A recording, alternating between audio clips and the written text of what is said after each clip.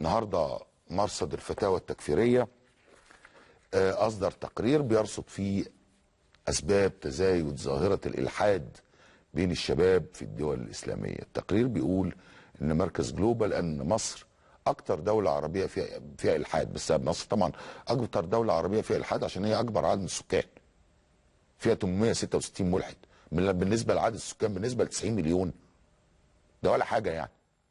مش فاهم انا ايه يعني. احنا بنحاول على فكره نخلق نمر من ورق،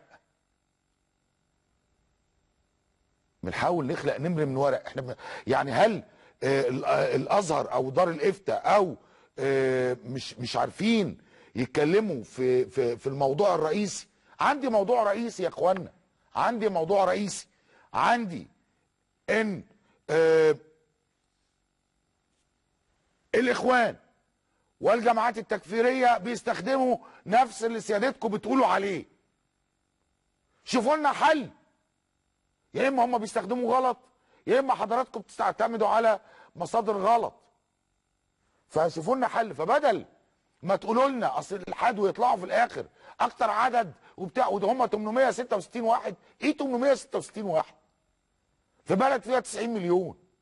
ايه يعني؟ هو دي المشكله الكبرى؟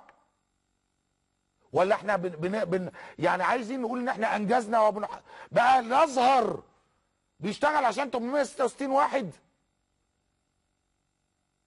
دكتور ابراهيم نجم مستشار المفتي بيقول عددا من الدراسات والاحصاءات اظهرت ان الالحاد في السنوات الاربع الماضيه شهد نشاطا كبيرا، وبقى 866 واحد.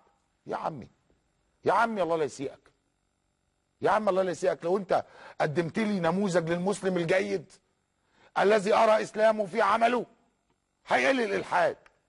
لو انت ما كلمتنيش بالطريقه اللي بيتكلموا بيها كثير من مشايخنا الافاضل، يعني ضيق من الكلام واستعلاء ورغبه في فرض الامر الواقع، وان هو كده. انتوا مش عايزين تتناقشوا، انتوا مش عايزين تتناقشوا، انتوا عايزين تخشوا معارك، انتوا عايزين تخشوا معارك. وللاسف هذه معارك وهميه. عشرات المواقع، هم اذا كنت بتقول لي 866 واحد، عشرات المواقع ايه؟ يعني كل 80 عملوا موقع عشان يبقى فيه عشرات؟ حسبي الله ونعم الوكيل والله العظيم. انتوا على كيف فكره كده بالطريقه دي؟ مش يعني مش عارف. خليها